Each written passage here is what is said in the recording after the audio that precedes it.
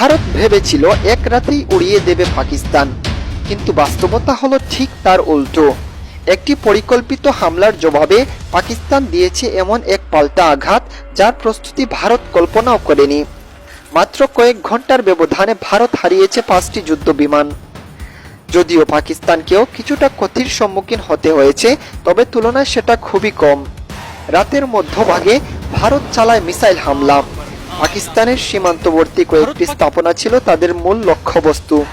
তবে গোয়েন্দা সংস্থার তথ্যের ভিত্তিতে আগেই হামলার আভাস জেনে গিয়েছিল পাকিস্তান সেনাবাহিনী পুরোপুরি প্রস্তুত ছিল এই হামলার জন্য। ভারতীয় যুদ্ধবিমান সীমান্ত অতিক্রম করার আগেই পাকিস্তানের প্রতিরক্ষা ব্যবস্থা সক্রিয় হয়ে যায়।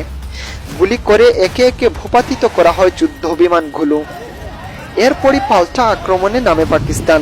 ত্রিমুখী প্রতিশোধে নেমে পড়ে পাকিস্তান। আকাশপথে, স্থলপথে এবং সমুদ্রপথে চালানো হয় যৌথ আক্রমণ। পাকিস্তান গুড়িয়ে দেয় ভারতের একাধিক সেনা চৌকি, যার মধ্যে ছিল একটি গুরুত্বপূর্ণ হেড চেকপোস্ট। পাকিস্তানের তুলনায় ভারতের ক্ষতি হয় কয়েক গুণ বেশি। যেখানে ভারত কেবল মিসাইল হামলার মধ্যে সীমাবদ্ধ ছিল না, সেখানে পাকিস্তানের জবাব ছিল পূর্ণমাত্রার সামরিক অভিযান। এই হঠাৎ সংঘাত কি বড় কোনো যুদ্ধের ইঙ্গিত, নাকি এটি ছিল কেবল শক্তি প্রদর্শনের খেলা?